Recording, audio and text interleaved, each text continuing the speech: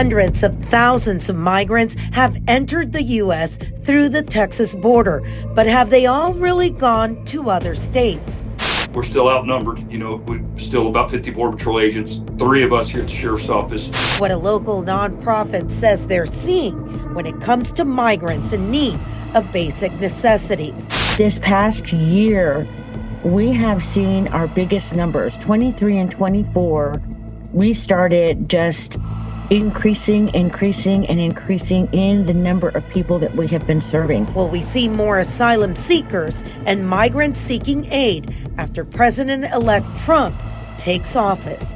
I'm Yami Virgin in San Antonio, Texas, for Sinclair Broadcasting, and another edition of Immigration Crisis, the fight for the southern border.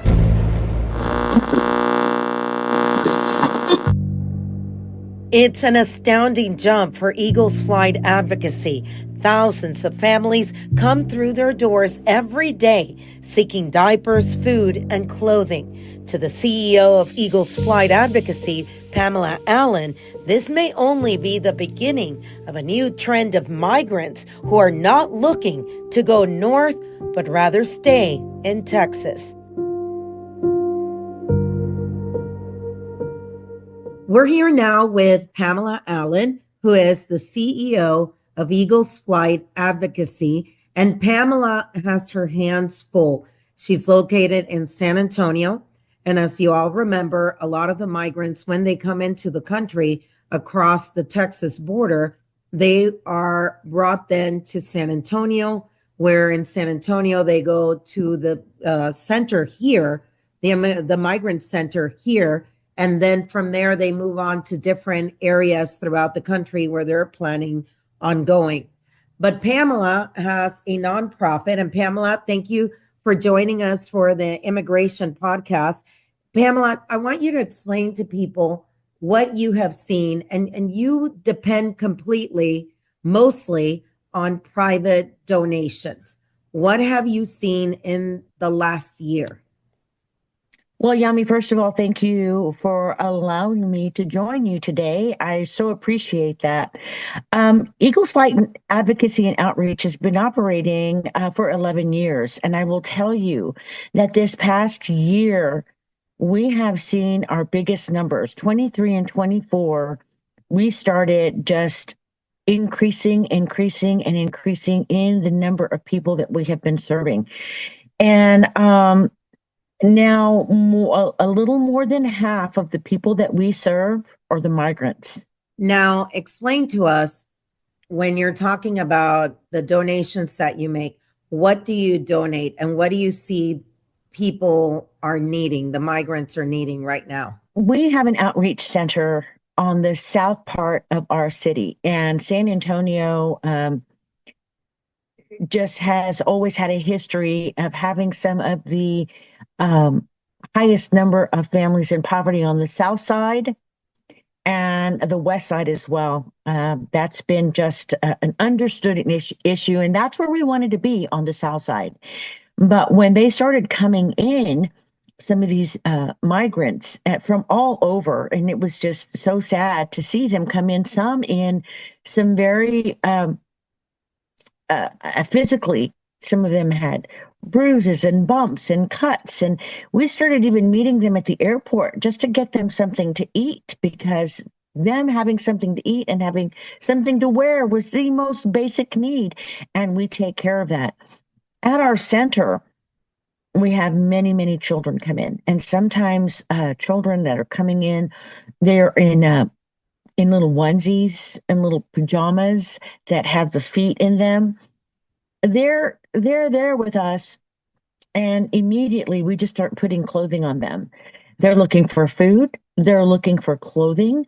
A lot of them with little ones need the diapers. It's very hard for us to keep diapers and shoes on the shelf. That is our biggest need. And you're right, we get funded by private donors. The city of San Antonio has never come to our aid.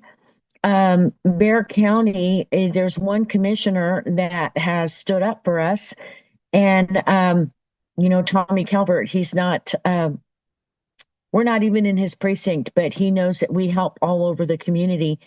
And so we've had a donations in the past from Kim Rapier-Verrett, but we have not been able to secure any more of those types of fundings.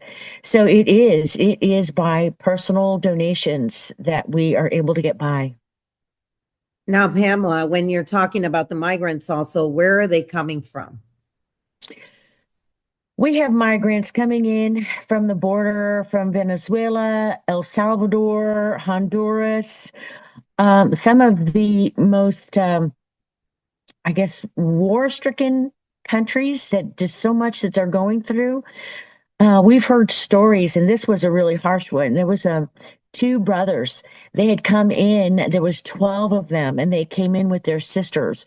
All of their sisters were taken by the cartel, and so it was a very hard thing for them.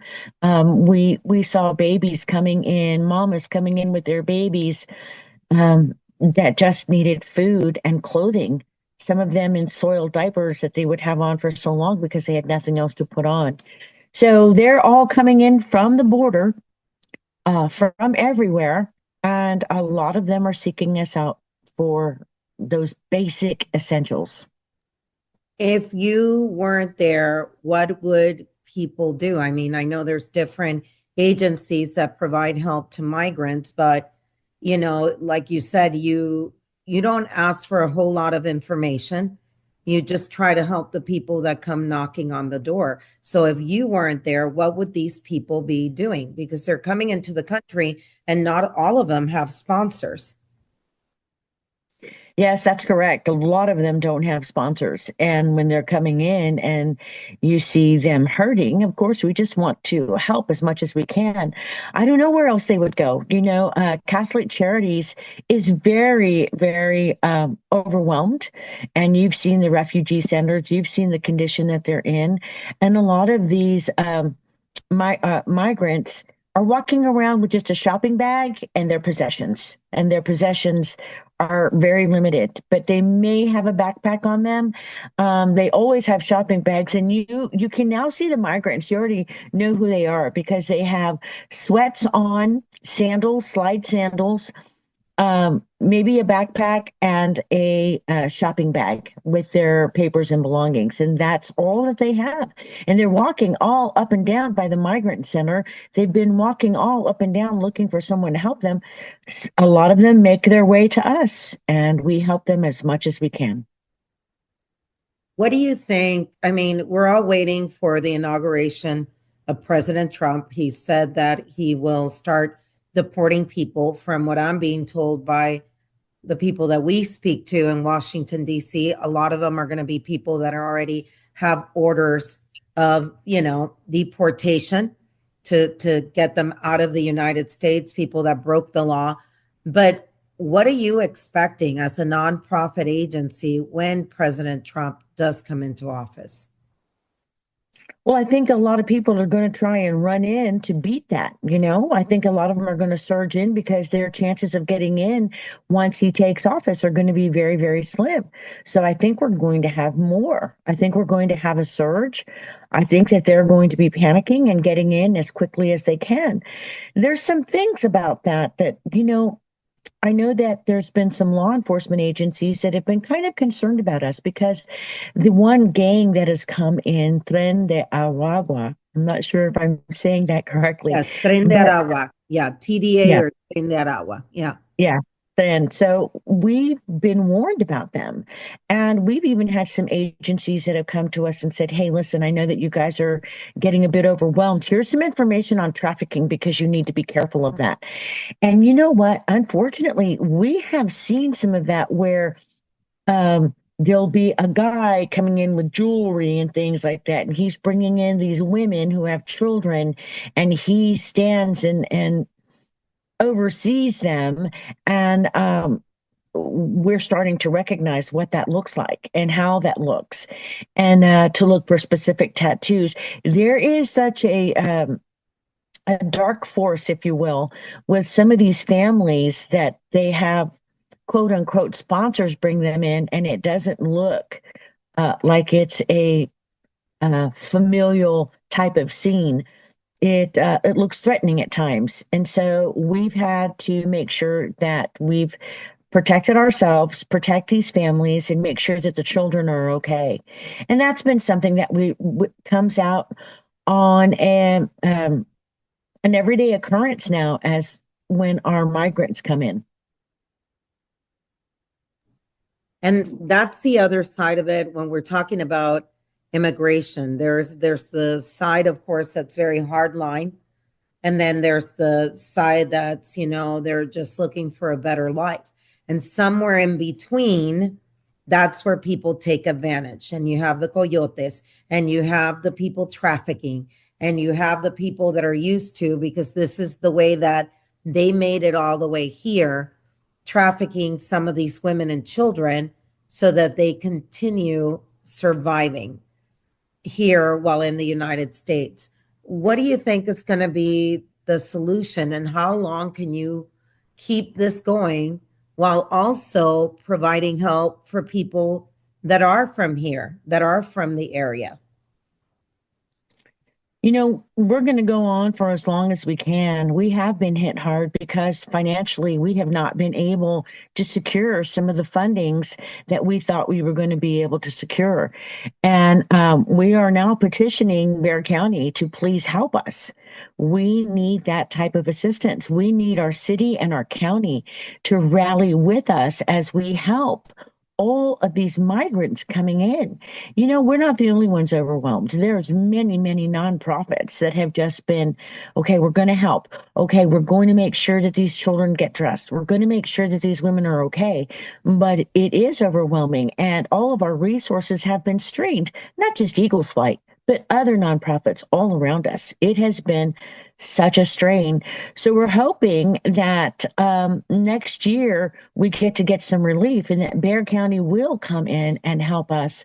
We've been in an alliance for Bexar County on the reentry program, helping the economic and development department help with their assistance for electricity. We've been a partner, and now we need Bexar County to turn around and help us with that, and even the city of San Antonio. Again, we're not the only ones. There are other nonprofits that have been feeling the strain of such a surge of migrants. And if, things are going to get rough next month, then I expect that we're going to feel that surge as well. All right, Pamela. And I know right now you're accepting donations. So if anybody wants to make a donation, where do they need to go? They can visit our website at eaglesflightsa.com and make a donation.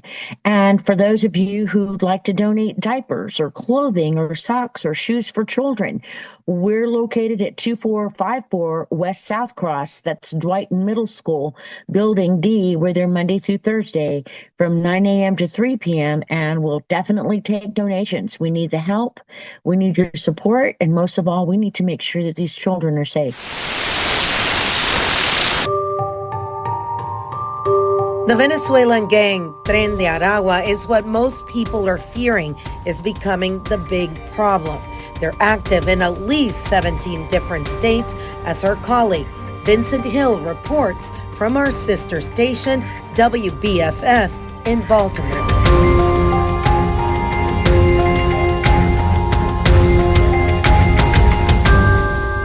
In Baltimore City, concerns for public safety from Maryland's ICE Director Matthew Elliston. Tren de Aragua are starting to come into the city of Baltimore, which is new for the city police department. As he says, the violent Venezuelan gang, Tren de Aragua, or TDA, is already here. It's heartbreaking to hear that the mayor wouldn't want our help. But Mayor Brandon Scott has been less than willing to work with ICE. Not going to be just targeting people because they're immigrants.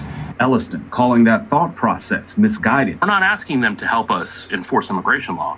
We're asking to help them make a safer Baltimore. Meanwhile, as the two leaders go back and forth, TDA, baby. National Police Association spokesperson Betsy Smith sounding the alarm on how widespread the problem really is.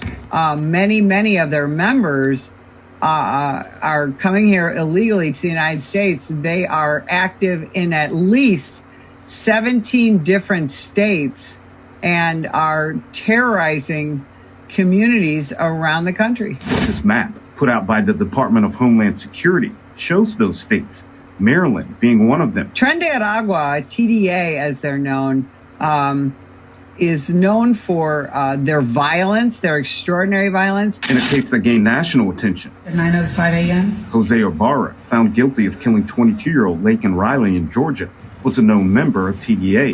Nashville, Memphis, Knoxville, and Chattanooga. In Tennessee, the director of the Tennessee Bureau of Investigations, saying the gang has taken over each major city in the state. I think the key piece is that we are concerned. Smith says that concern from across the country could be a concern for Baltimore. That we cannot put politics over public safety. The Migrant Police Department decide not to work with ICE on the problem. Areas like Baltimore City can no longer stand in an atmosphere where we are seeing these violent transnational gangs like Tren de Aragua and many more come into this country and terrorize it. Next week, we go back to West Texas, where Sheriff Thaddeus Cleveland talks to us about what his area of the border is in need of, as he and other border sheriffs wait to see what happens with President-elect Trump's hard stance and promises on border security. You know, since we last talked, and of course, since you've been out here, we have started to see an increase in activity. And I don't necessarily say it's because a new administration's coming. It's just that time of the year for us.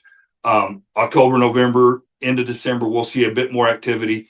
And then we'll probably slow down just a bit in January, preparing for February, March, April, May. That's the historical trend. And we're getting back into that pattern of activity here. But as I've told you many times before, Yami, you know, this last 4 years, last 3.5 years, it's been out of the ordinary. We've seen so much more activity. So it's nice that we're getting back to a lower level, but we're still outnumbered. That is all for this week and another edition of Immigration Crisis, the fight for the southern border. I'm Yami Virgin for Sinclair Broadcasting in San Antonio, Texas. Until next time.